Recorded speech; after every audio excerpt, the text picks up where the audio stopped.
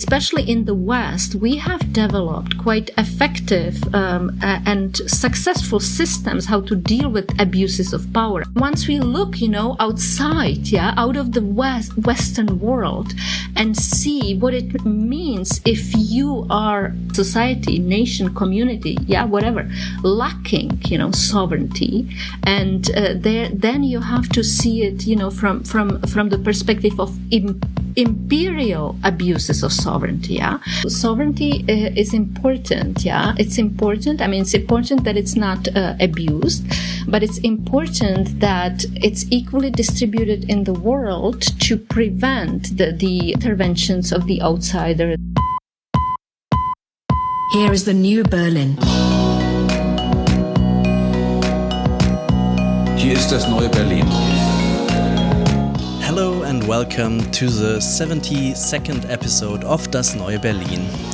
If you think of the new Chinese and Russian interest over the lithium reserves in Afghanistan, the Egyptian outrage over the Ethiopian dam project, or the struggle over the oil fields in the Antarctica, it becomes apparent that natural resources are a common object of international conflict. This isn't a new development.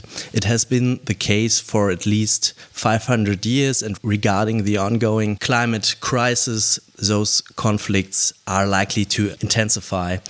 In this episode, we want to think about natural resources, their global distribution, and the question of justice. Today's guest is Petra Gümplová. She's Junior Research Team Leader at the Collaborative Research Center Structural Change of Property at the University of Jena. Her research focuses on the rights over natural resources, their historical genesis, and the normative question of justice. Petra, welcome to the podcast. Thank you very much. I'm very excited to be here. Petra, as I said, your research cycles around natural resources. Why are you interested in them? What is special about them? Why are they so important to understand central conflicts of our present? So it's true. For several years, I've been really into natural resources, and I guess that my interest can be traced to at least two things. I was researching and I was working as a PhD student. I wrote my dissertation about sovereignty. So I was really interested in the concept of sovereignty and also how sovereign statehood functions in the international system. And then when at some point I noticed that there is this really neglected area which includes the fact that sovereign states also have these quite encompassing rights and privileges over their territories and natural resources, and nobody seemed to be really concerned about that. The way we speak about sovereignty is often how sovereigns relate to one another in international relations, and how sovereigns and governments who claim sovereignty then deal with their populations, or whether sovereignty lies with the government or with the people. But this material aspect of what sovereignty in contemporary world implies has been completely neglected. It's been completely neglected in political theory, but also in legal and constitutional theory. As you know, constitutional theory is very much concerned with how to limit sovereign power, but there is just absolutely no discourse about how to limit sovereign power over parts of geographic space, or what limits rights of sovereign states over natural resources. So this is one thing. And then I was also very interested, and I've been really interested in philosophy of justice, and in recent years, natural resources have become they are now considered a very important distributive good. In other words, philosophers really now look at natural resources and they think about how important are they from perspective of distributive justice, and what are the applicable principles of distributive justice. Yeah, how we distribute the most important natural resources. But I noticed that the main feature of how philosophers talk about natural resources is that they always develop like an ideal theory of justice, for example, such that is based on demands of egalitarian distribution. And then they see what would be the implications in the real world. Yeah.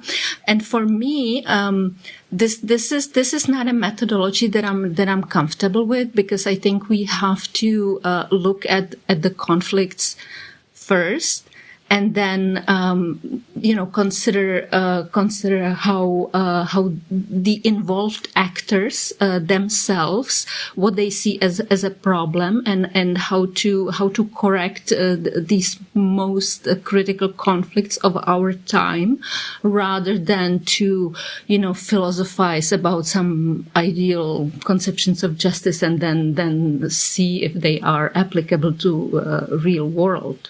You have a very interesting combination of historical analysis of the international rights system, and you combine that with a normative approach, with philosophical questions about what can we understand under the term justice, for example, especially in relation to natural resources.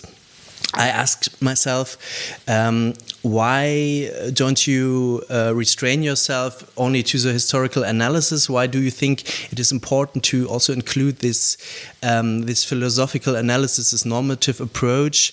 Maybe you can tell me more about this very special combination of research approaches. First of all, I think I have to say that I was always attracted to what political theorists or philosophers call normative theorizing. Yeah. So I really like, I like to make statements about what should be, what is the ideal state of the affairs. Yeah. And I also like very much, critical inquiry. I really like, examining, or determining what's wrong and why it's wrong, and, what kinds of harms there are, and, to be naming, those kinds of, conflicts and harms, or in other words, engaging in critical analysis, is something that I also like very much. But so I think the role of philosophy here is that I think philosophy has an important role to play to provide the kind of moral language that we need to make sense of what is wrong with reality. Yeah, but I think that philosophy should do this in ways that that those who are participating in those conflicts, those agents to whom, who are parts of those conflicts, who live with the, all kinds of negative consequences, abuses, violence, and so on. Yeah, they have to be able to identify their senses of injustice, with how, with the answers that the philosophy provides, or the visions that the philosophy provides. Yeah. So this is something. This is something that I call, or philosophers call, this practice-based normative theorizing, yeah, which is formulating some normative conceptions, but very much trying to stay within the existing institutions, and also not to go too far from the language that the involved agents themselves use. Yeah. So that's one thing. Then the historical The historical is also very important for me, and I think there are also a couple of reasons for that. I think one reason is that throughout my research, I came to realize that natural resources are an extremely important dynamic element, which accounts for it accounts very much for the history of international system itself. It can, it explains many forms of colonialism. It explains so many conflicts and global histories. Yeah, it can. Who claims what kinds of resources, how economic and political institutions were developed to control those resources. This is really behind many global systems that we have in place today. Yeah, like I think the international system itself, the fact that it's a system of sovereign states and that sovereign states control territories and they try to control even more territories, they expand into global commons and so on. This is really explicable by trying to control natural resources because they are such important goods and assets for humans. Yeah. So the history really is interesting for me because there is, whether you look at from the perspective of conflicts, whether you look at or patterns of conflicts, or whether you look at from the perspective of the institutions that we have in place, there is a meaningful history, and there is continuity in history. So understanding where we are now really requires understanding the past. One last abstract question. You consider international law as a central element for the historical explanation for current resource injustices in our world. Of course, this genesis of international law is deeply related with the history of colonialism. I ask myself, is the international law that important in this historical complex, or is it just one aspect of many? How important is international law to understand this whole historical process? Is it central, really? Well, I think that international law is indeed absolutely crucial. Yeah, because international law redescribes. The evolution of the international system itself, and the emergence and the development of international system itself is a development of systems of control over territories, people, and resources. Yeah. So since this is such a dynamic element in human history, modern human history, let's say, like the history that started with in the Age of Discovery. Yeah. This is really like one way how to look at human history. Yeah. A dynamic system of expansion, discovering new frontiers, but that always comes with the motivation to get control over territories, assets, resources, and people, and to impose some systems that enable specific agents, like kings or trading companies and so on, exclusive control over these assets, and so international law was developed to really, manage those kinds of processes, to make sure that those processes are as smooth as possible, that conflicts, violent conflicts and wars are avoided as far as possible. I mean, of course, they cannot be completely avoided, but But since there's always conflict over who will control what kinds of assets and resources, you need certain rules of the game, that enables the game to continue, and to go on. So I think international law really captures, this kind of specific dynamic through which we can understand the modern history of humans, which is to dominate, to control, and to assure that there is exclusive access to some resources, and that once those systems of exclusive access are established, then that they are protected by certain rules of the game. So just to recapitulate, so the argument is that colonialism is not just like a system of violence, of arbitrariness, of despotism, but it has those rule-based systems in it, and it only can work through law, through those philosophies that also come into play. You need to understand it, even to be able to criticize it in a way. I think you could say.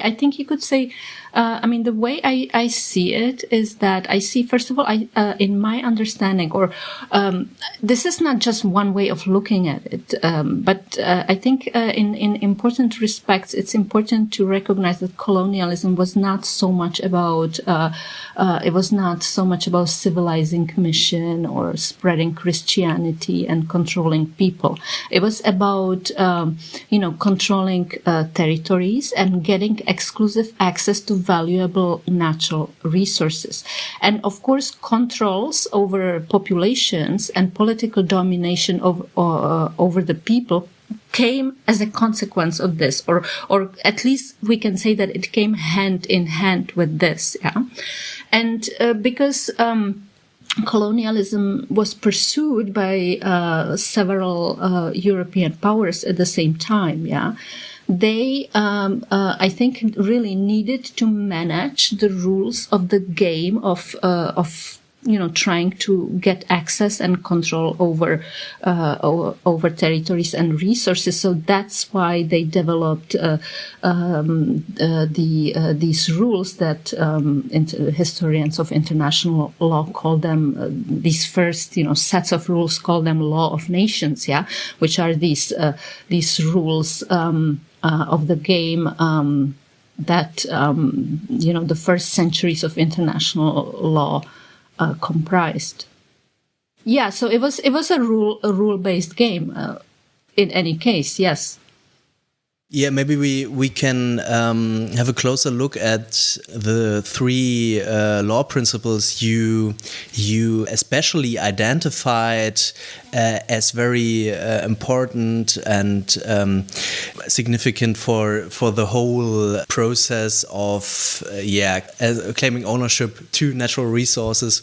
You identify three historical principles: the right of conquest, the right of discovery, and the right of the freedom of the seas. Maybe we just start chronologically with the first one, and of course with the very interesting context of Spanish early colonialism. I think this is such an important principle that today it is no longer valid, of course. Today, you cannot, it is not possible, or it is not considered legal in the international legal sense to conquer foreign territory and then keep it and then, claim legitimate sovereignty over it. Not that it doesn't happen. It happens. I think the annexation of Crimea is exactly the kind of case. But, then many states do not recognize Russia's valid claim of the Crimea. But in the past, this was not the case. Like military intervention or military campaign or war was considered a legitimate means how to either extend the territory or acquire new territory, or how to impose political sovereignty over the people in really like distant parts of the world. Yeah. Like, I don't know, like the British did in India at certain point, like the Dutch did in East Indies, like the Spanish did over the Inca and Aztec Empire. Yeah. And why I think this is really important, yeah, because this really shows us, on one hand, that territories and territorial control in so many instances in the history really originated in these kinds of acts of violence, yeah. So I think it's important for us to see that in general, territories of sovereign states are really were created throughout history by these extremely, morally arbitrary means. Yeah. So the fact that states even, control specific territories, like the concrete territories that states control, it's an outcome of this extremely problematic historical process. I think on one hand, it gives us even on like the most basic sort of moral or philosophical level, it gives us ways how to question, the fact that, I don't know, country like Democratic Republic of Congo, or country like United States, or, you name it. Yeah. The fact that such country controls specific portions of the surface of the earth, and has, claims over natural resources within it, that it's really like at the very core, it's a very problematic claim. Yeah. And it can be questioned by others, and it can be questioned from some, points of global justice and so on. Yeah. But the point I wanted to emphasize is that the reason why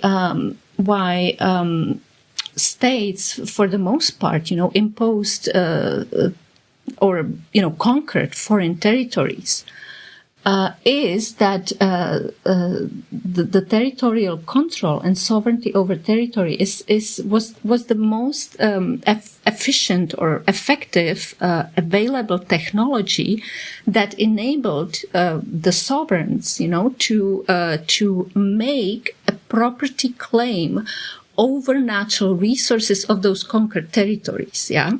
So I think if we look at the origin of this very, specific system that we live under today. Yeah. And again, I repeat, it's the system in which states control territories, and not only control their borders and territories, but also have a property claim to natural resources within those territories. It really has to be understood in this very in this very historical moment. Yeah, like I think Spanish conquest of Americas is like the first successful imposition of sovereign territoriality over large territory, which was motivated not so much by politically dominating the people, but to have control over silver and gold, which was located on that territory. Yeah? So if we want to understand why we even have, a system in which sovereign states make a property claim over natural resources, and why they can treat it, as their exclusive property, why they can use it to maintain power, yeah, to sustain, to stay in power, yeah, to use resources as a material resource for exercising power, then I think the history really helps us to see how it came into being, and why resources are still so important, such an important material resource for the exercise of political power. maybe this exceeds also your research, but is this like a new modern principle? I mean, if you look, for example, at historical cases before the Roman Empire, for example, I'm just asking myself, weren't the Romans doing the same thing, going to other places, claiming them, harvesting them, or did they maybe have another idea, and it was not like the modern legal idea of this is now a colony? Are there differences? Have you looked into these questions?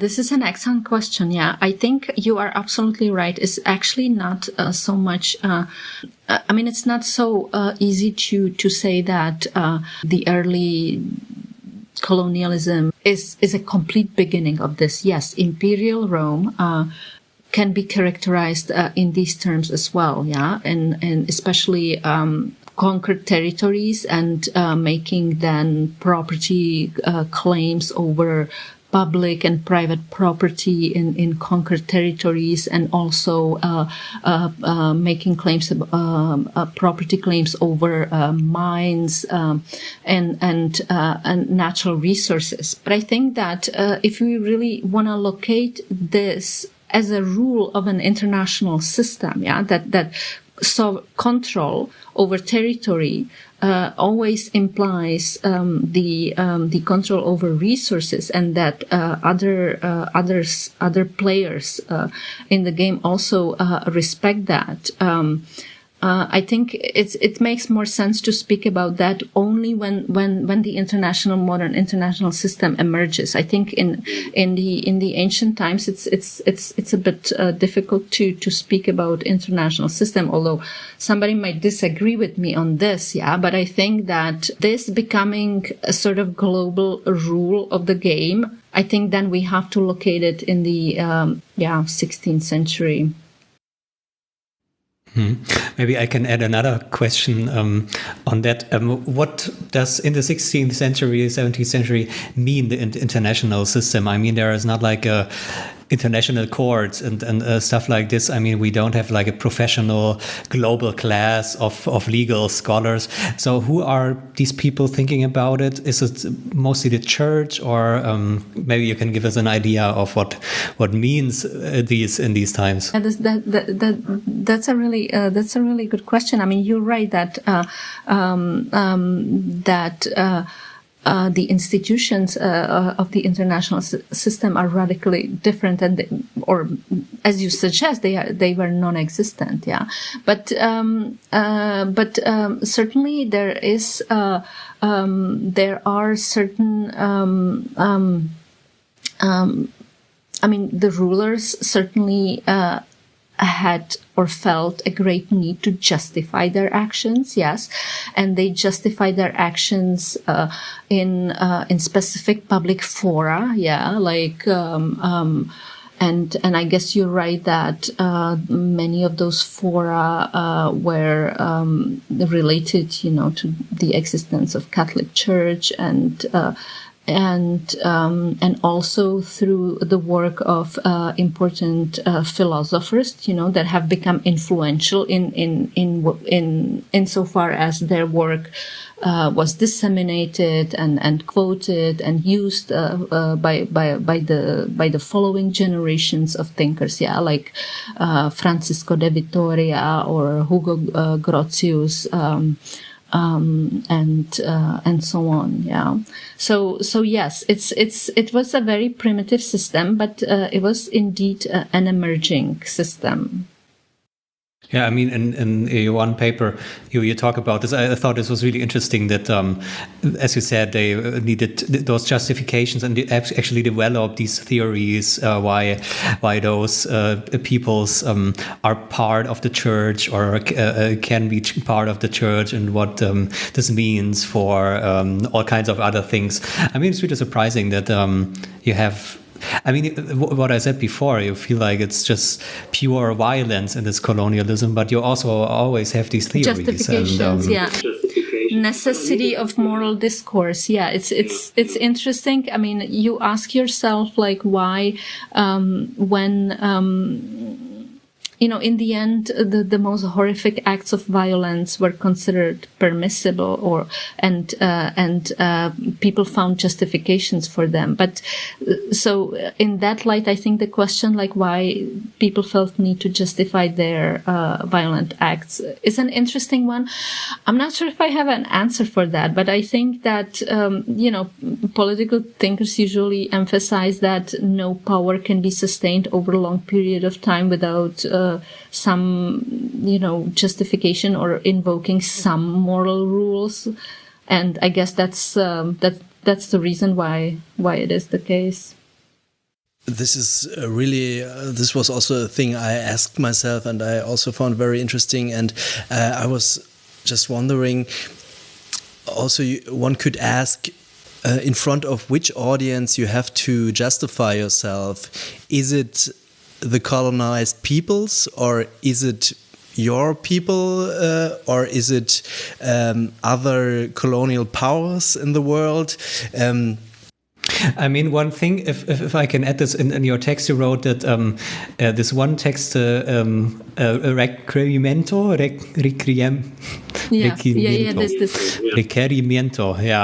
it's this one document, it had to be translated to the language of the colonized tribes or people, which I found really interesting.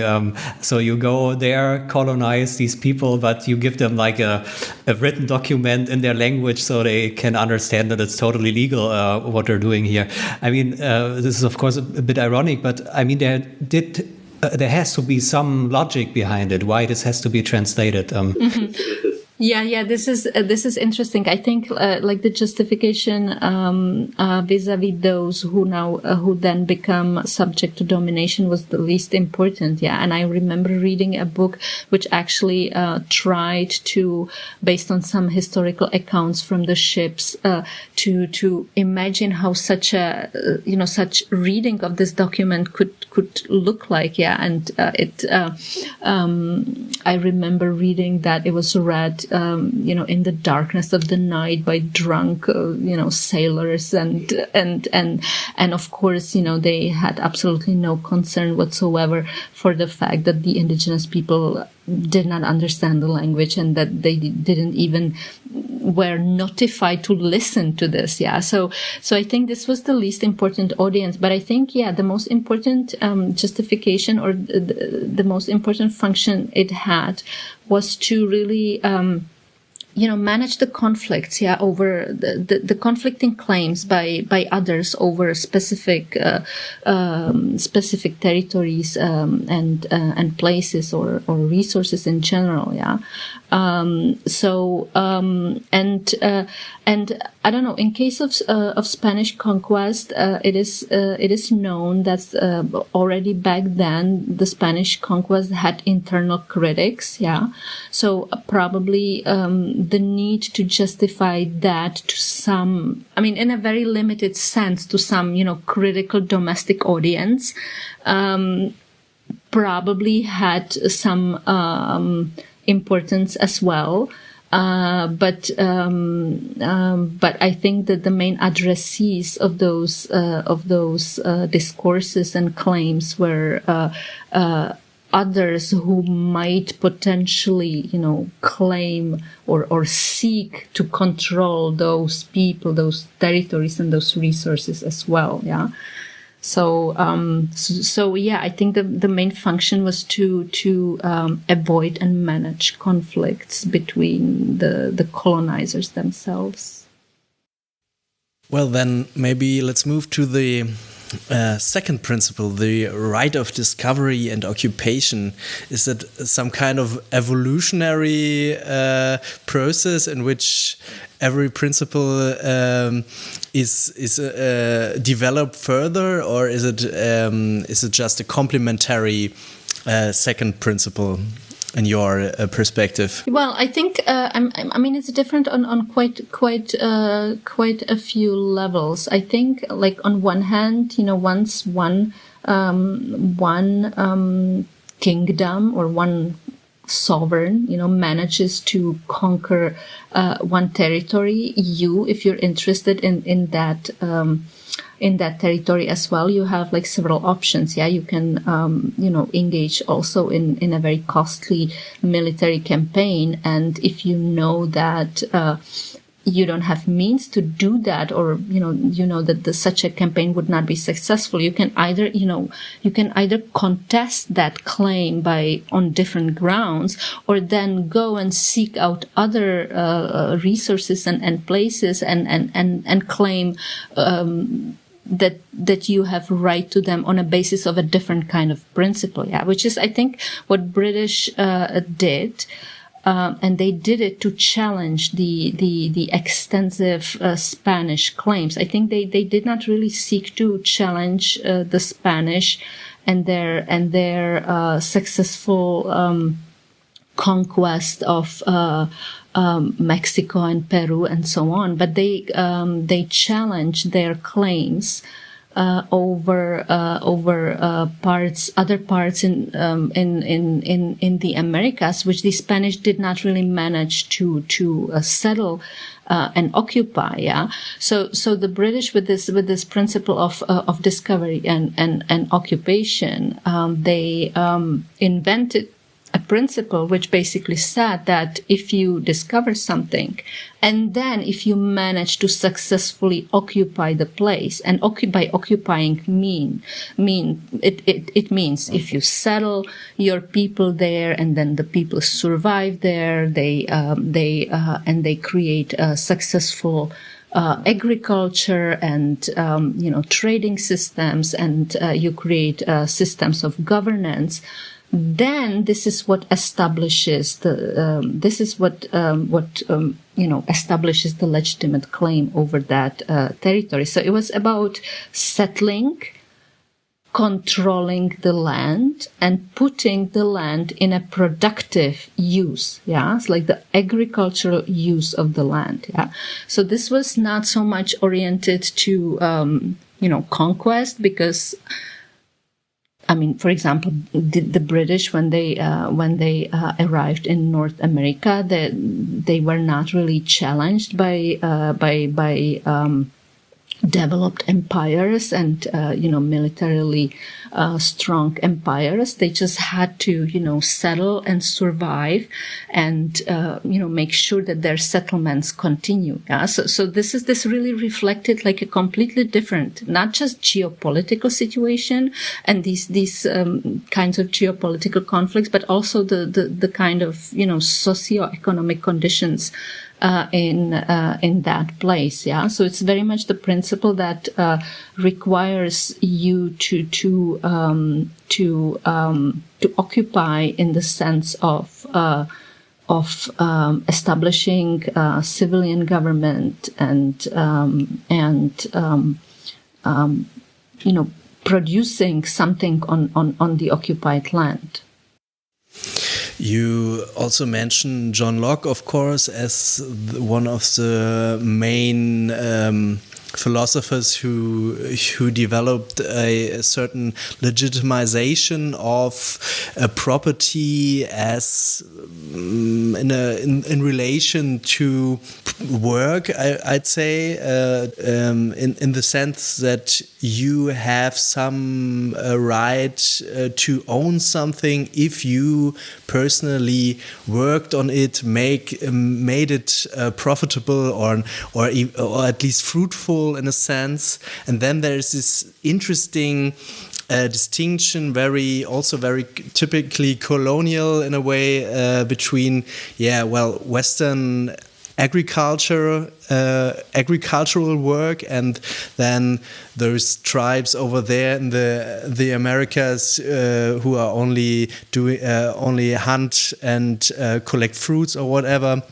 So like a very practical ideological construction in which a certain kind of use of soil is more civilized and more morally worthy than other kinds of uses, which perfectly then fits the interests of the colonizers. And this is I found this really a very brilliant construction they made up there. Mm-hmm.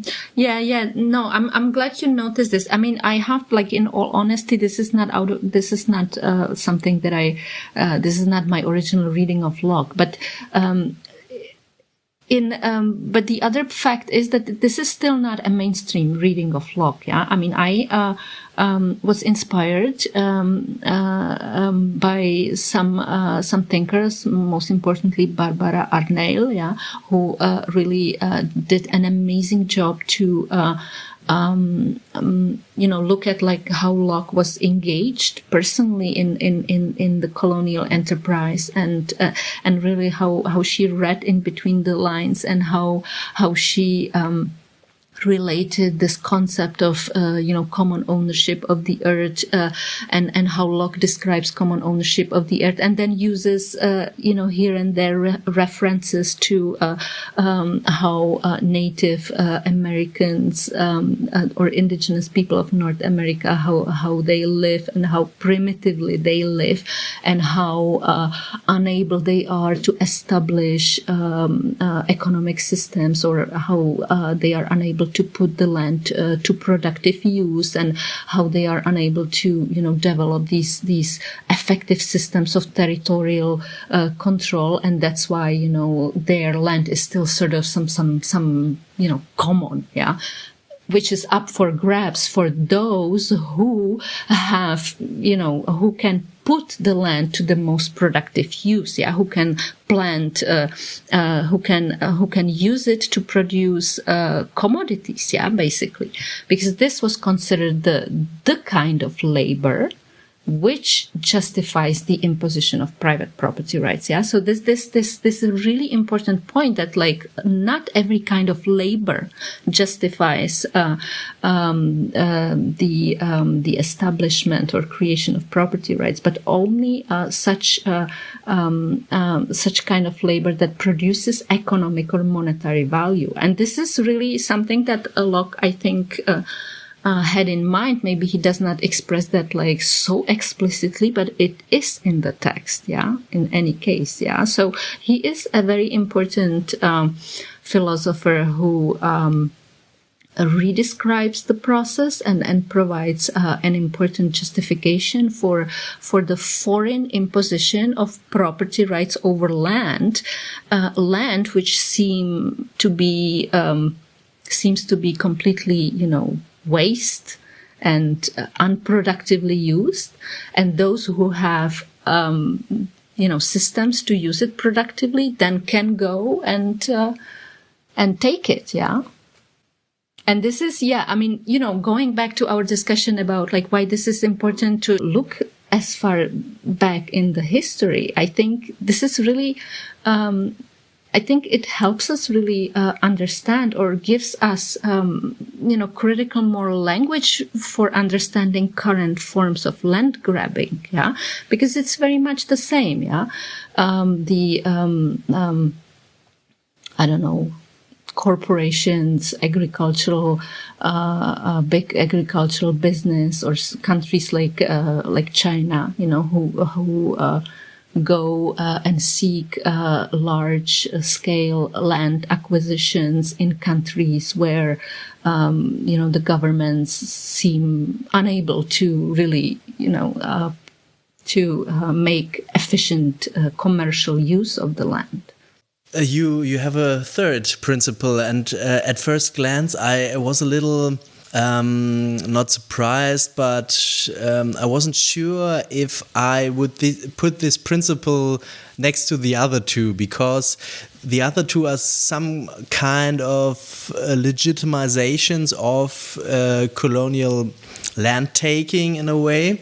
The third one, the so-called right of the freedom of the seas, is a little different than the other two. Maybe you can describe the context in which this principle, this right, came into being, and why do you combine it, or why do you stress it in this colonial constellation? Yeah. Excellent question. Yeah, I think that the reason why it's put on a par with those two principles is on one hand that in the later centuries, like in 17th, 18th century, a new kind of commercial colonization was emerging, and the main agents of that colonization were these trading companies, like British East India Company and the Dutch East India Company, and then there were many other, and every country had its own trading company, and these. So this is a form of commercial colonization that consisted in controlling the flow of specific goods, and an imposition of trading monopolies on local traders. In other words, simply trying to control trade with valuable goods in certain places. So I think this form of trading, the colonialism by trade, like company coming somewhere and making the local traders to trade just with them and not to trade with others, on securing exclusive access to goods like spices, for example. That was the aim. The aim was not to conquer the people, to establish political sovereignty, which, by the way, then often was necessary to maintain or to impose those trading monopolies. It was not also always important to settle the domestic people in those foreign places. It was really just about controlling of trade and trading routes. This is sort of equivalent to those forms of colonialism. But what is important is to look at what enabled this overseas trading system. And so if we look at Hugo Grotius' work and the way he he was a lawyer who was hired by the East India Company to justify the Dutch have access to East Indies, and they can travel there, and they can also try to control trade there.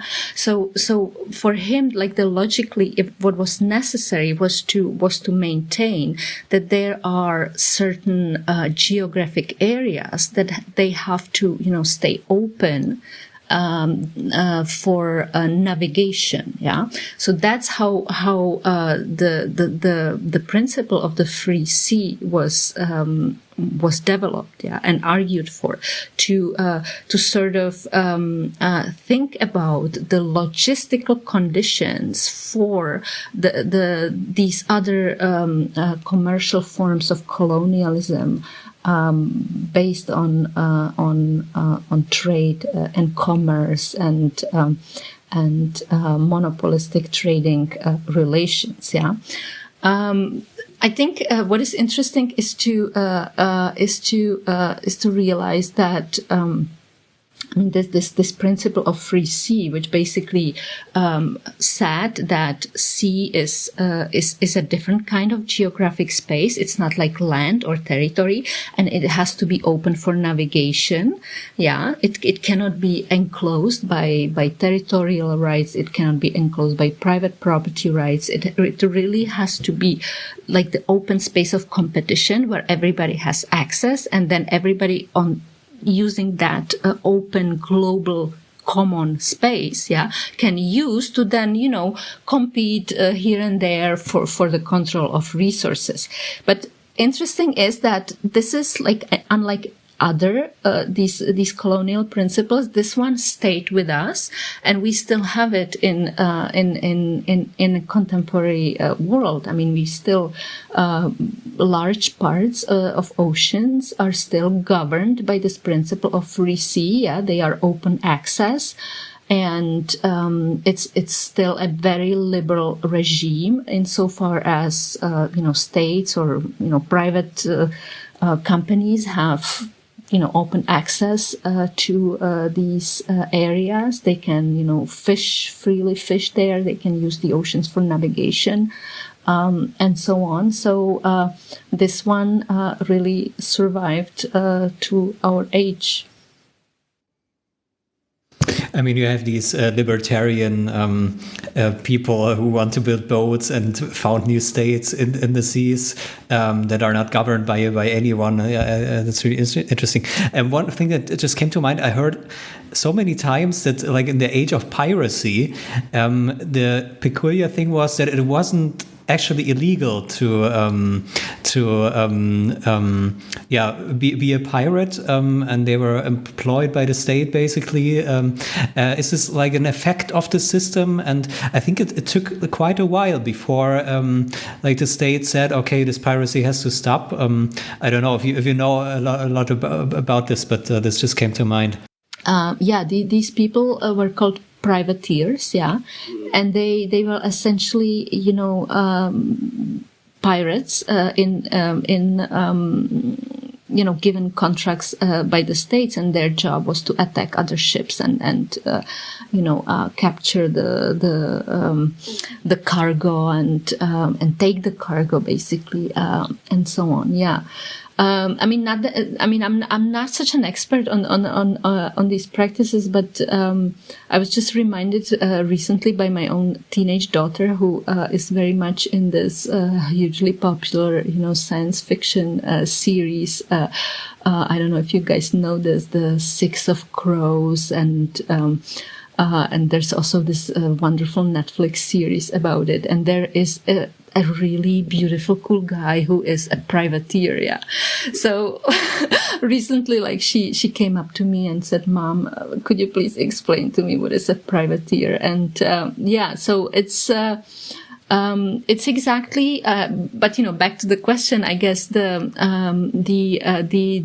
point or the implication of this is that it's been really instituted as a lawless space, like a very radically libertarian, like you said, a space where you're really free to go to access that space, and the rules are different. It's really there are not very many rules. Certainly, the rules are different from what rules there are on within the states and among states on territories. So. And I think sadly, we live with the consequences of this extremely crudely liberal understanding of global commons, which is,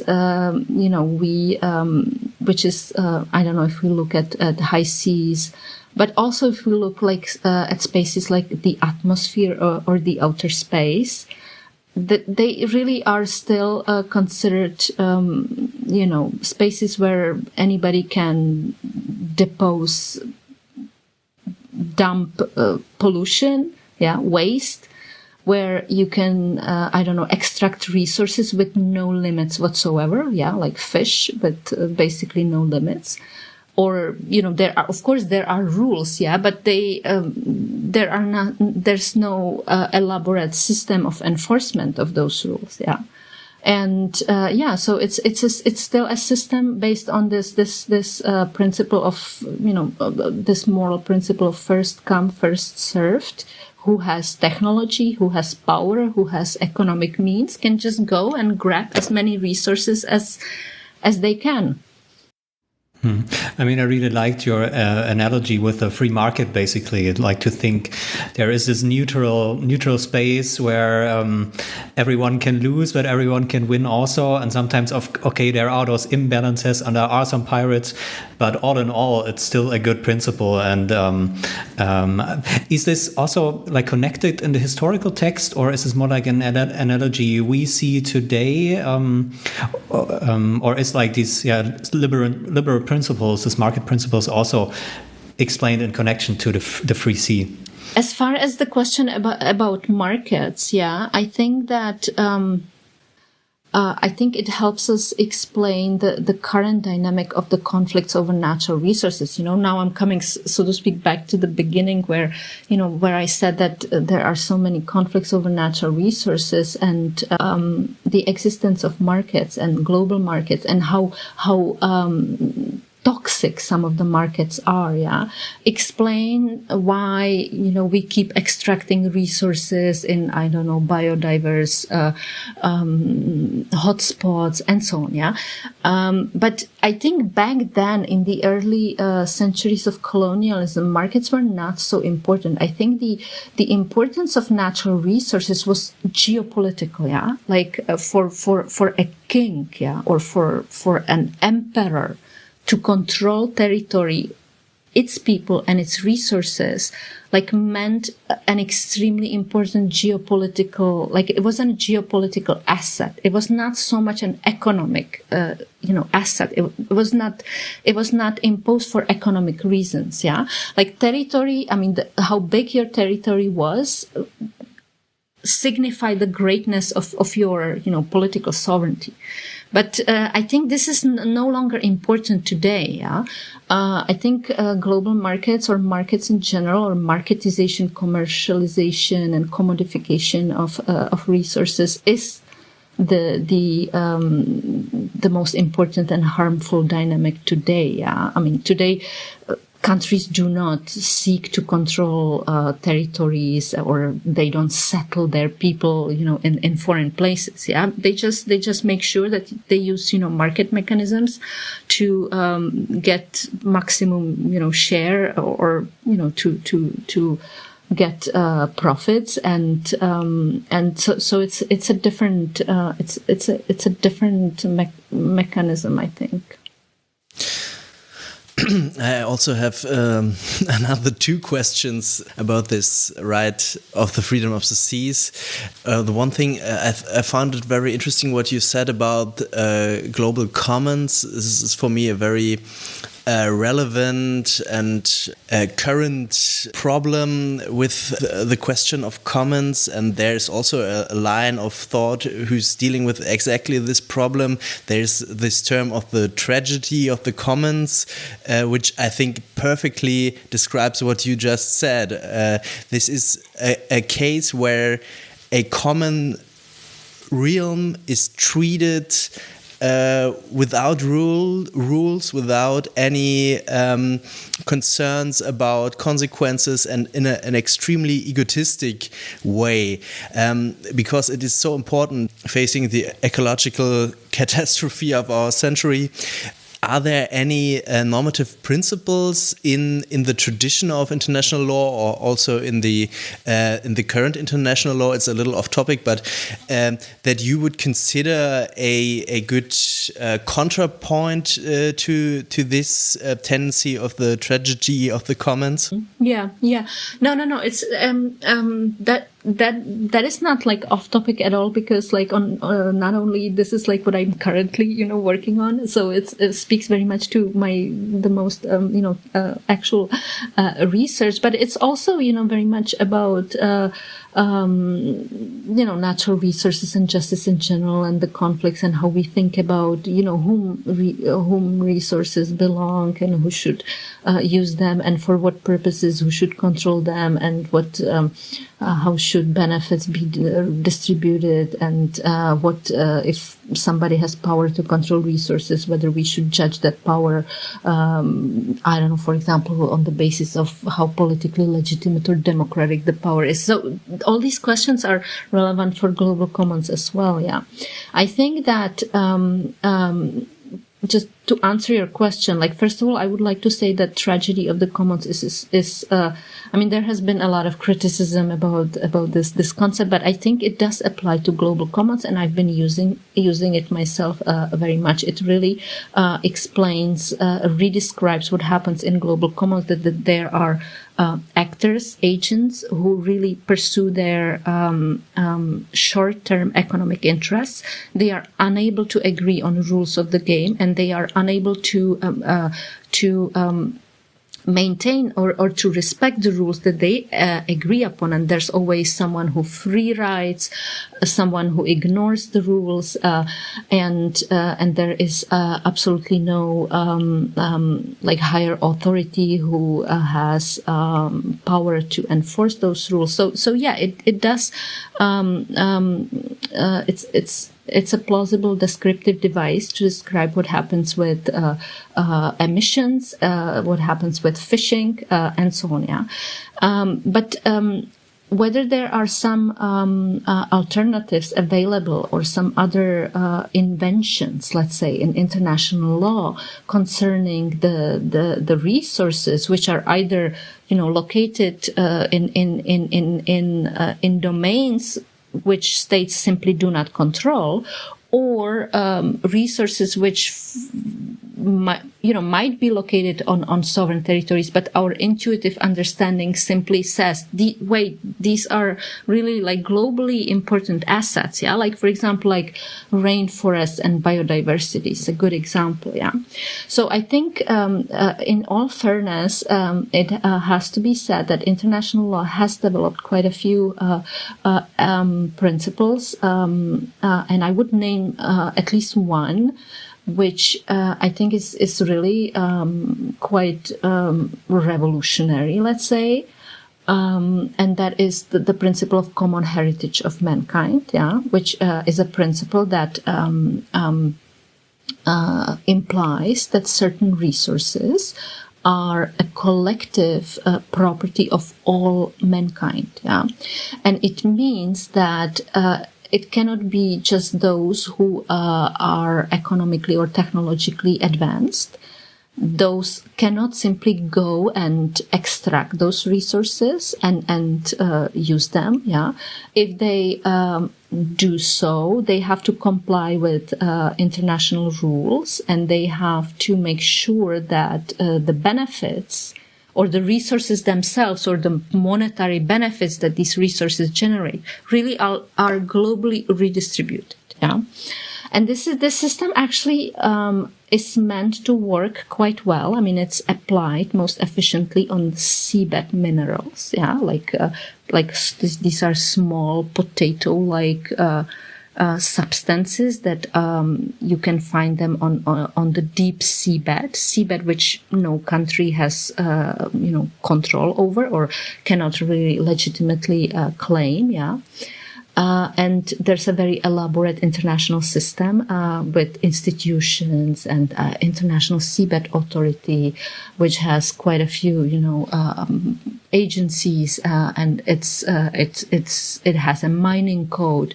It has developed a system of how licenses are allocated and how profits are redistributed and so on. I mean, the mining on the seabed does not occur yet, but it might in a very near future. So we have a system that at least partially will make sure that these resources are somehow, there for the benefit of all. Yeah, I mean, how effectively this will be implemented, that remains to be seen. Yeah, but I think the fact that humans were even able, to agree that certain important economic assets might be, collective ownership of mankind. It's actually quite innovative, given the long history of trying to secure exclusive control and access, which is, I think, is like the dominating dynamic, principle in modern human history. Yeah, I mean there are also other principles that are a bit less observed, or they don't have such a sophisticated rules system. Yeah, like for example, the ban on whaling, for example. Yeah, which now seems to be collapsing because Japan decided to hunt whales again after decades of not doing so officially. Yeah.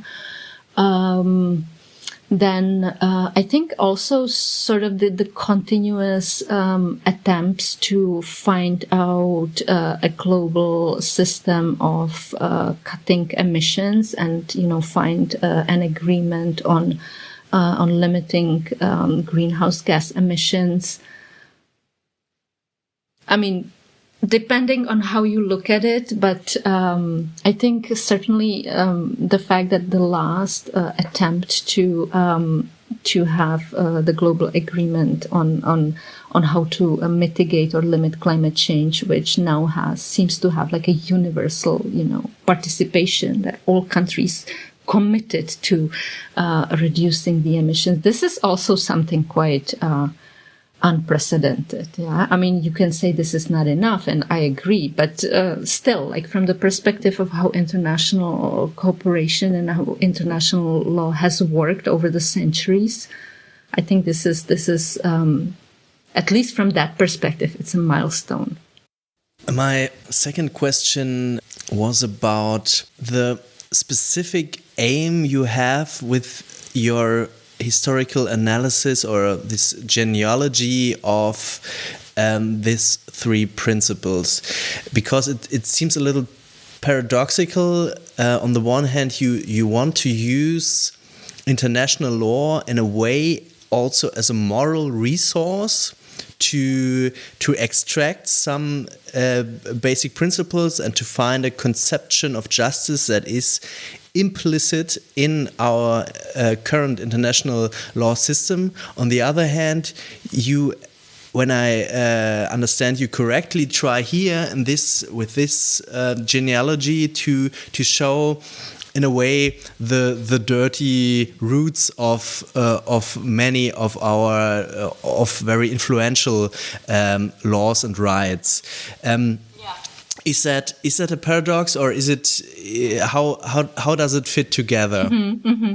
Yeah. That's a very challenging question. That's a very good question. I think that I have to answer on one hand by saying that I mean, international law, first of all, is a hugely incoherent system. Yeah, so it does include norms and principles that have that can be themselves. They can be used to sort of think about justice and improvements, like for example human rights, which I use in my work a lot. Like I really invoke human rights a lot as an important set of norms and principles, which gives us not only ideas about how states should govern over the people, but also how humans should think about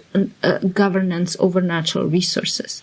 But I think human rights also show that international law is not. It's not like. I mean, we cannot see it as a sort of coherent, continuous system. Yeah, it has changed, and what main norms and principles the early law of nations involved, and then the positive international law of the 19th century and the current international law. There are profound differences. And I think especially after World War II, international law has undergone a profound transformation, and it now rests on principles which were not there before, like prohibition of aggression, the fact that every state, whatever the state is equally sovereign and has equal set of rights, the fact that human rights are now considered to be obligatory for all countries, and so on. So but this was introduced only recently, and so the change is not only concerning the kinds of rules and norms international law now includes, but also how they are made. They are made in United Nations, which is like universally inclusive organization. Every state is a member. So the rules can be potentially made in quite democratic manner, actually. But in ensuring large participation and deliberation. This is not how international law was made before. I mean, international law was made was like we talked about. International law merely redescribed the interests of the powerful, and what happened to be established as a rule of the game, and then it became international law, But this is now how it works today, International law is created differently, and it does include principles of justice, and also distributive justice, like for example, the common heritage of mankind principle that I mentioned, which was created or introduced in 1960s, and it was made part of the United Nations Convention of the Law of the Seas in 1980s. So it's very new. So that's how I would explain the paradox. Okay. Well, maybe we can focus in the last part a little more on the positive aspects you can find in current international law, and your complex idea of a certain kind of justice over natural resources that you develop, I think, in combination of the right to self-determination and, on the other hand, human rights. Especially the first one, the right to self-determination. I think we have to explain first what does that really imply, and in which historical context it came into being. That's a very important question, because I think it also goes back to what I have said at the very beginning about what kind of normative philosophy I'm interested in pursuing. I'm gonna try to explain that really shortly, which I always fail, I think. But let me see. So we discussed like the design and the contours of the colonial system, and if I just in one sentence, I think the essence of the colonial system was that it justified that only selected sovereign states or their trading companies can impose rights over natural resources in foreign places. So this was basically the essence of the colonial system from the perspective of not just, control or domination over people, but control over resources. That you impose property rights over resources in distant places. This was, of course, considered hugely unjust. Once colonialism became no longer morally justifiable. In the moment where colonialism was illegitimate, completely illegitimate, and seen as a completely unjust system, then you have to recognize that not only the people, whoever the people are, like the communities, states, nations, however you define it, they have a right to have their own, systems of governance. Yeah, they have, in other words, they have their own right to sovereignty, but they also have to have the right to control their territory, including, control or even ownership of natural resources in their territories.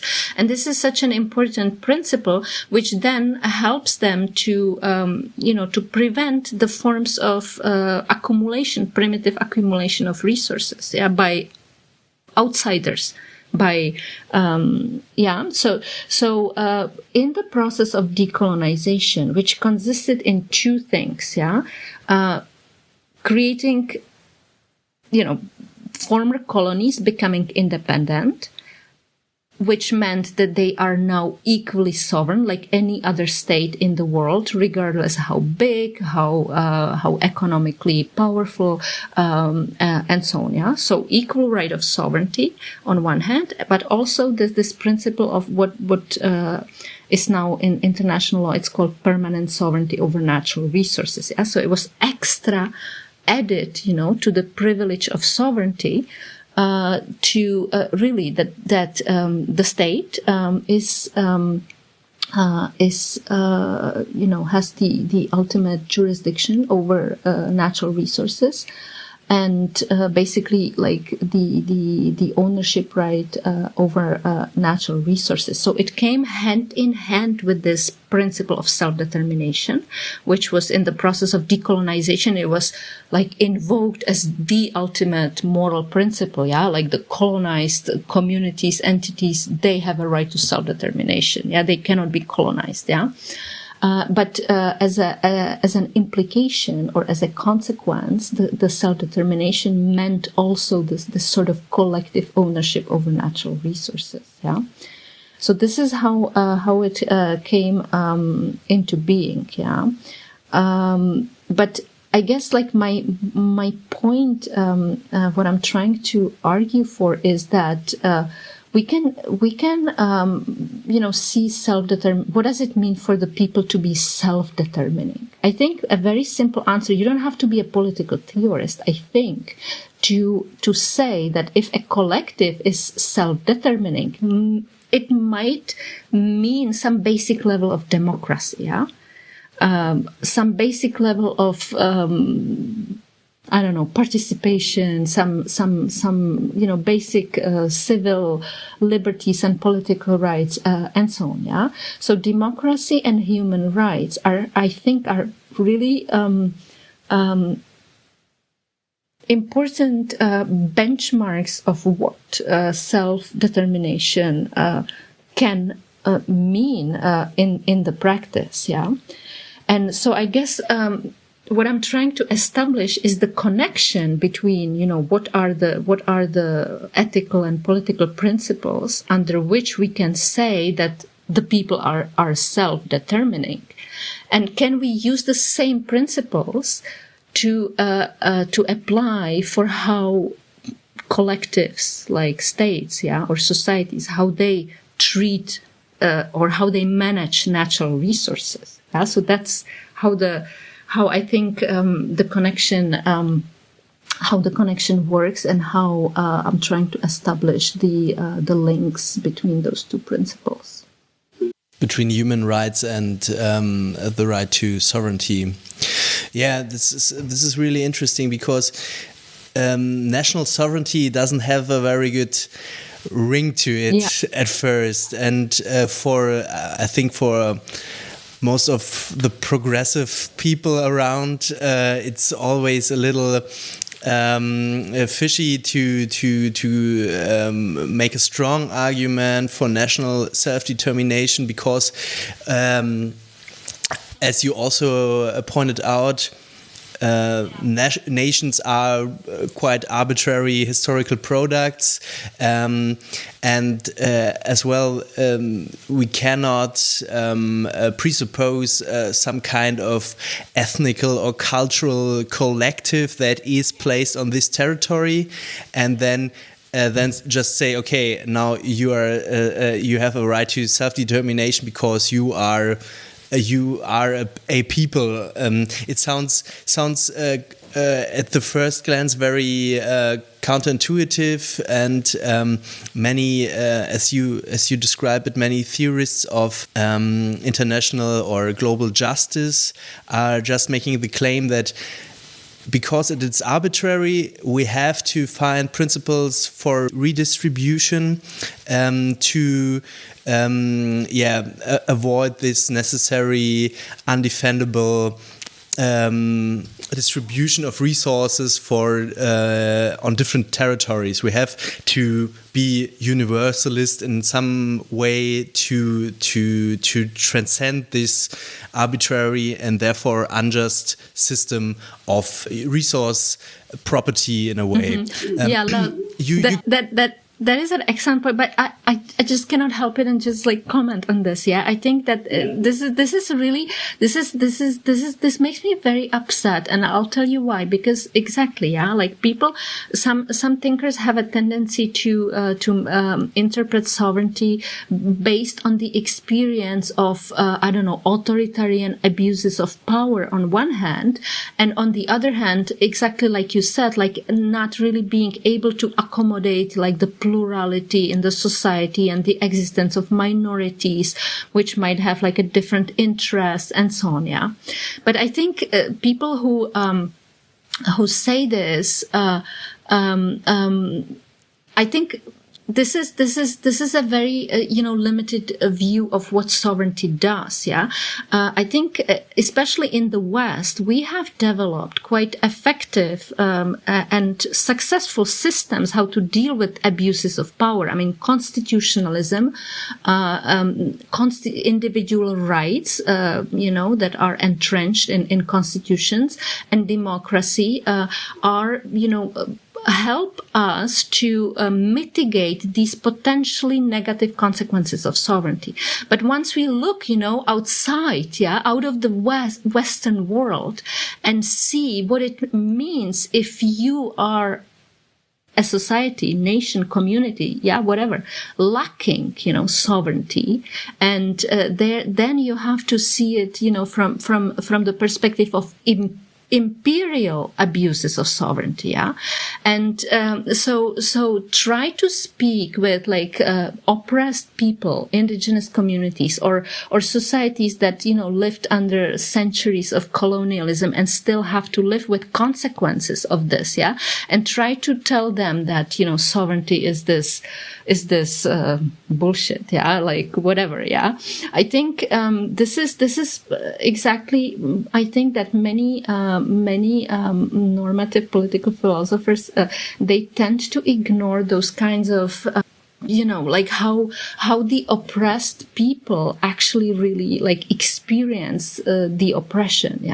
Sovereignty is important. It's important. I mean, it's important that it's not abused, but it's important that it's equally distributed in the world to prevent these kinds of outsider, the interventions of the outsider, the attempts to dominate by outsiders based on some dubious, civilizing missions and, ideas about supremacy of Christianity and ideas about supremacy of capitalism as an economic system and so on. So sovereignty for those who historically were excluded from rights of sovereignty is so important.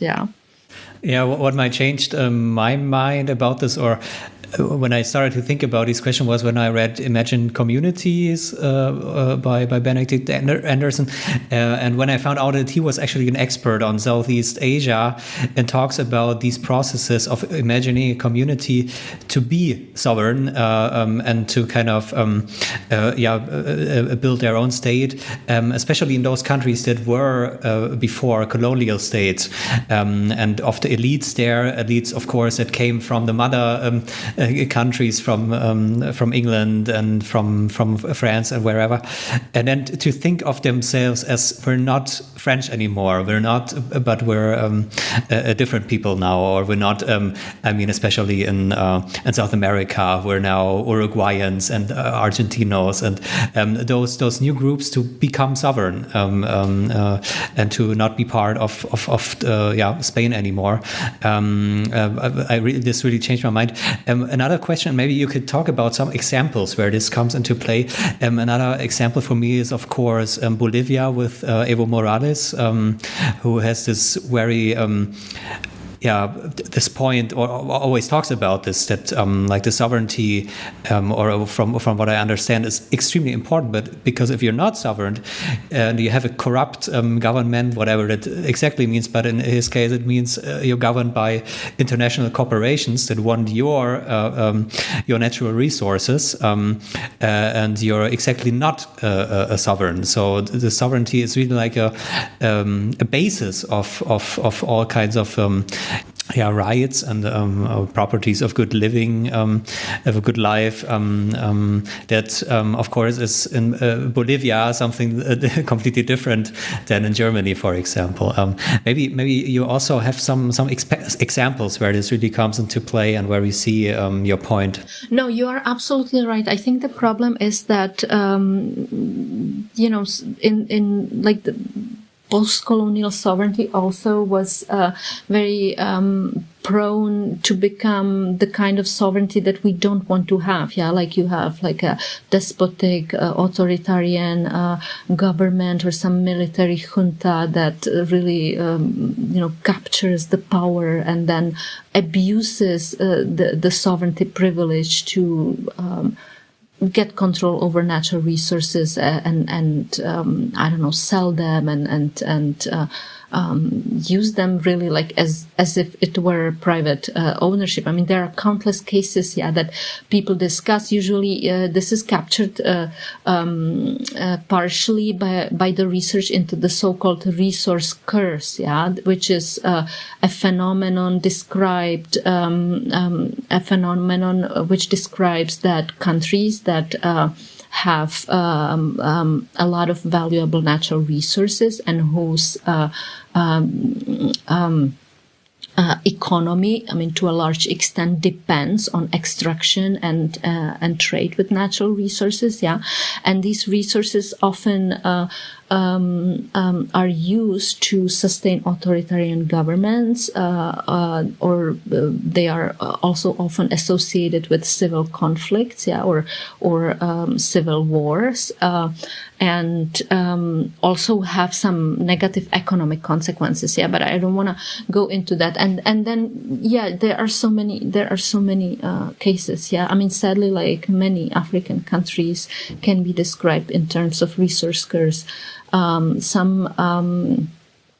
About Latin America today, I'm not so sure, but some Southeast Asian countries as well. Myanmar comes to my mind also, and of course Saudi Arabia and its oil. I think it's really directly associated with the durability of highly unfree regime there. This is sadly the case that the redistribution of sovereignty after World War II, the equal right of sovereignty that was now allocated to all countries, and also that it came with an explicit and specific indication that it involves, ownership of natural resources. It didn't really improve the system that much, and so all the more it is important to subject the sovereignty to continuous critique, and to think about what makes the exercise of sovereignty just, under what conditions can we say that sovereignty serves justice, and what are the criteria that we use to judge it, and how we identify the abuses of sovereignty, So, in my work, I'm one of the main arguments that I'm trying to make is that human rights still remain one of the most comprehensive set of norms how to judge a country, a government, sovereignty. I mean, I guess in this context, you can use it interchangeably. Yeah, how to judge we can say how to judge exercise of public power in terms of justice or injustice, yeah. But I think human rights have to be understood in a very broad sense, yeah. It's not just about liberal understanding that there has to be basic political rights and civil liberties in place, but it also has a lot to do with distributive implications that human rights have, yeah. That certain, levels of welfare have to be seen as implication of human rights. So it's also about the resource governance in the broadest sense of transparency, accountability, about participation in decision making, about knowing that the public knows what the state, what decisions the state makes, demanding information, and so on. But also with debates and some criteria about, when a state decides to, like today, for example. I can give you an example of Czech Republic, where I come from, yeah. So Czech Republic obviously has some important, significant deposits of lithium. Yeah, this highly valued mineral today, so important for green transformation and so on. Yeah, so how it's a question about how do we make sure that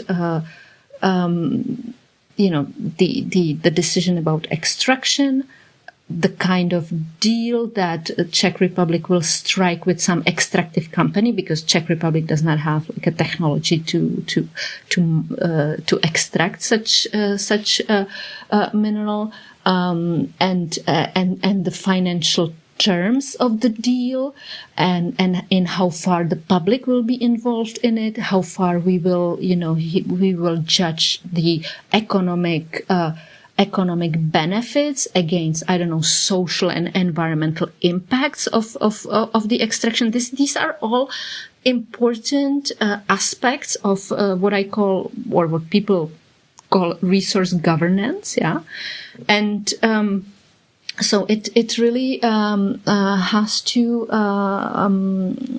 in those many dimensions. It has to meet the demands of good resource governance, and I think still that human rights give us quite a few important ways how to define this good governance. Yeah. Including, starting with starting with the idea that the government has to have, legitimacy, it has to be representative, and so on. But also, if you understand human rights in broader sense, for example, if you recognize that right to clean environment, or whatever it's called, I would have to double check that. Yeah. A healthy environment. Right to healthy environment. It's also an important human right, or right to water, and so on. Yeah. So this all, I think, helps us to have quite an expansive view of what good governance over resources demands. Just because, only for a second, because I'm curious, are you optimistic in the case of the lithium in the Czech Republic? Does it look like it's going to be democratically? Yeah. I mean, not so much. Not so much. According to, for example, Freedom House, Czech Republic is a consolidated democracy. Yeah, so it's really in the club of the developed, democratic countries. Not like Hungary or Poland, who are no longer, for example, they cannot be considered consolidated democracy. So it's a really close to perfect, democratic country, and yet these kinds of decisions and these kinds of aspects are not really like. I think that the systems of good governance are not there. Yeah, if only, for example, I think that the contract that the government would have to make with some foreign company, the foreign investment deal, I think that wouldn't be accessible to public assessment. That's just one example. Yeah, this is. Reasons why this is the case. I would have to look into that, but I think that we still, have, even in democratic countries, we still have a long way to go to fully democratize resource governance, and we're not really there yet. In his classical work about the capitalist world system, Immanuel Wallerstein described the world's economy, but also the different kinds of statehood, of sovereignty, of economic development in a really relational and integrated system in which a less sovereign statehood of a state in the economic periphery of the world is not just coincidence or historical product, but also functional for a specific role in the capitalist world system. And many aspects of what we described in today's podcast is somehow also mentioned in this very comprehensive economic theory of Wallerstein. I wanted to ask if you see any possibilities to bring together this more economic perspective with your, I'd say more legal perspective on international law. No, this is a really interesting question. I would have to think about that more deeply, but I think that at least on one level, I can answer that. I also think that Wallerstein's concept is very useful. I think it's a very useful sort of descriptive device which helps us understand how world is organized. And I think it has to do with a lot with natural resources. And I especially think that it has to do with the fact that natural resources are still such important sources of economic wealth for countries and societies. And I think it's wrong, And I think it's really the fact that this is the fact, that for many countries, extraction of natural resources is considered like one of those, main ways how to increase, GDP and wealth and so on. It helps to perpetuate the kind of the system, because the extraction of natural resources themselves is usually the countries do not have economic means to do it, so they have to invite foreign investors to do it for them. They have to strike very inequitable deals with them. The terms of those deals are very asymmetrical, very non-reciprocal. It means that the countries are subject to very restrictive international arbitration system and, all kinds of global commercial rules of the game and so on, But it's a system that pretty much means that once you are a country that does not have, enough technology and means to extract resources, then to process the resources, and then to produce something out of these resources, then the resources will have to be extracted by someone else, taken also somewhere else, and then something is produced from those resources also somewhere else, So this is why, this explains why there are so many poor countries that are otherwise extremely rich in natural resources, like is the case of so many African countries, because they have to rely on those semi-peripheries or the centers, to take the value, and bring the value somewhere else, So I think the complexity of these systems of extraction of natural resources, the fact that you have the extraction and the money and investment, and then something has to be produced. Like, I don't know, if you have lithium, it's just, like produce a battery out of a lithium then requires capital and technology, and if you don't have it, then like what is your lithium for? You have to sell it, and so it means that somebody else will create value out of it, so the fact that we to such a large extent rely on natural resources, especially minerals, oil, and so on, I think helps to maintain this system of center, semi-periphery, and periphery. And I think so. One of the most important reforms, I think, is for states, nations, societies, really, like to think about creating economic wealth by other means, not relying on extraction of natural resources, which is environmentally harmful. It is extremely bad for climate change. It's socially harmful. It just in most cases, it just does not really even generate any economic wealth for the countries.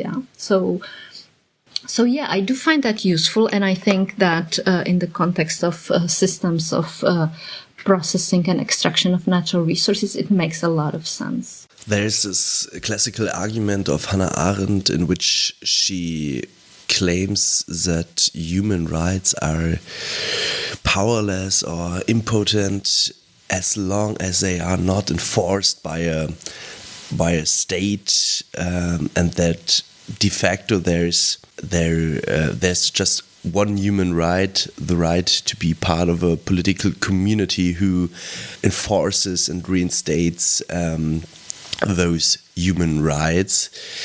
What changed since Hannah Arendt's critique of the human rights? Is the critique still valid, or do we have to think differently about human rights today? She made a very important point.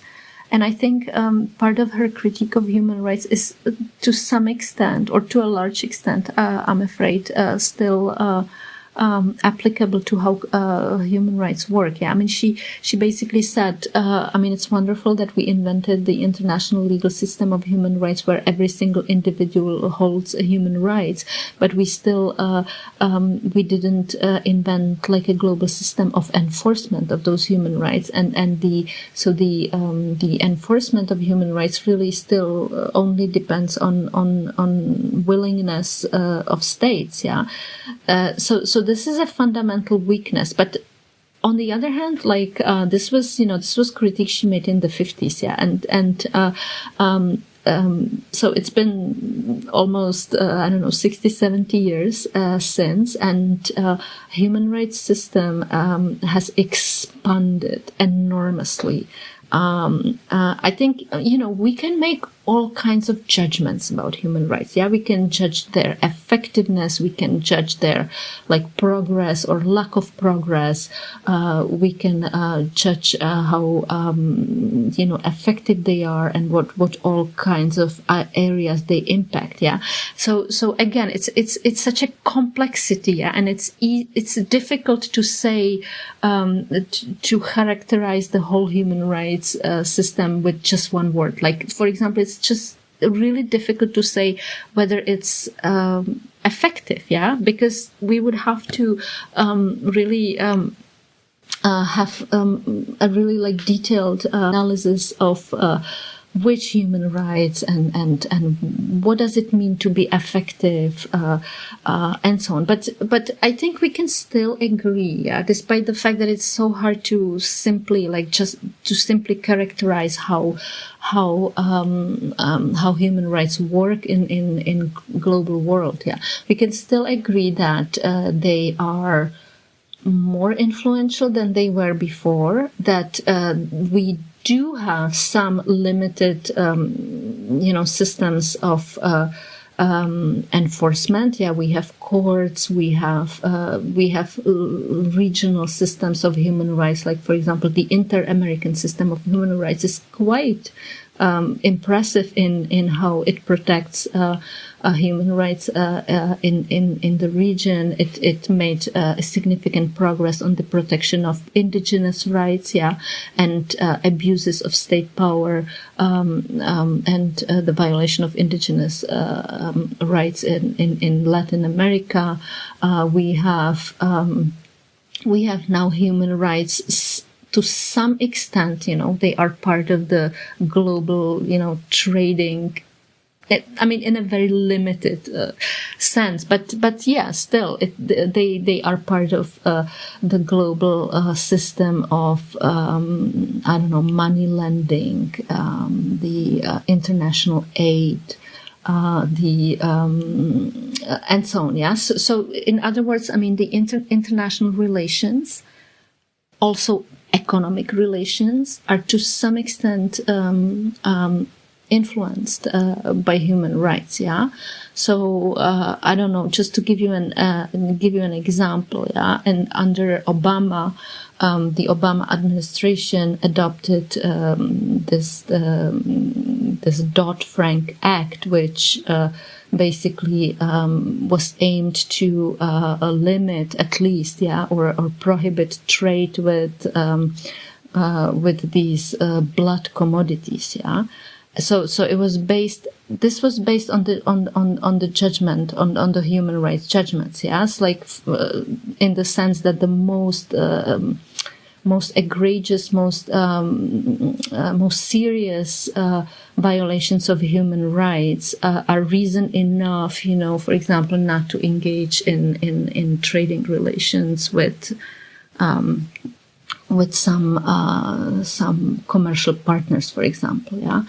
I think this is also something that the current Lieferkettengesetz in Germany is also trying to achieve. Yeah, to just be more sensitive to human rights violations and to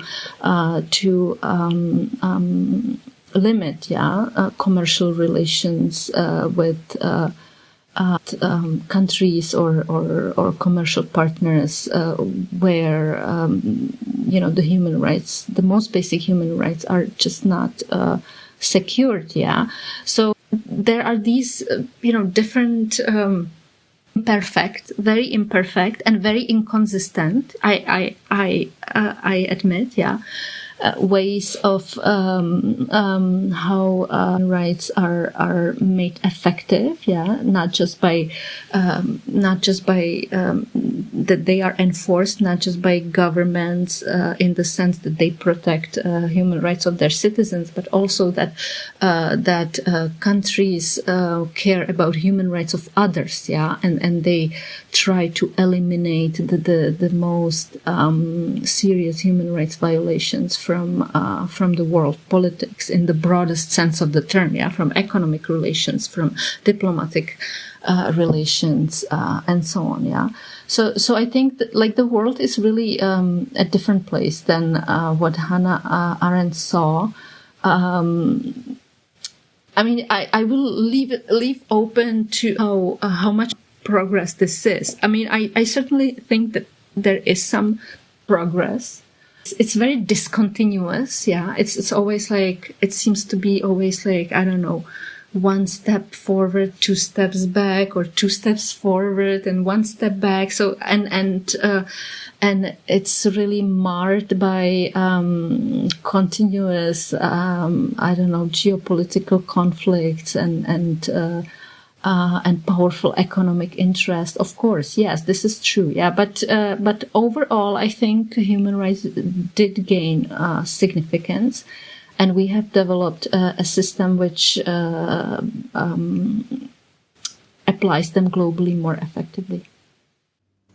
What I really admire is, like, starting either way, how you decide if it's progress or not, to get into the details and to, as you said in the beginning, to start from what is happening, not from those principles and then looking where are they, but what are the institutions, how do they work, how could they work better.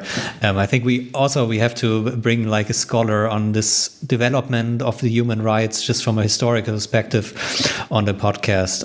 I think this is extremely important. And there are so many areas you have to look and like make sort of separate assessment for different areas. Like, for example, there are scholars who say, if you want to know about human rights and their impact, why don't you, for example, examine the language that the oppressed groups in the world use? Yeah, like, what language do they use to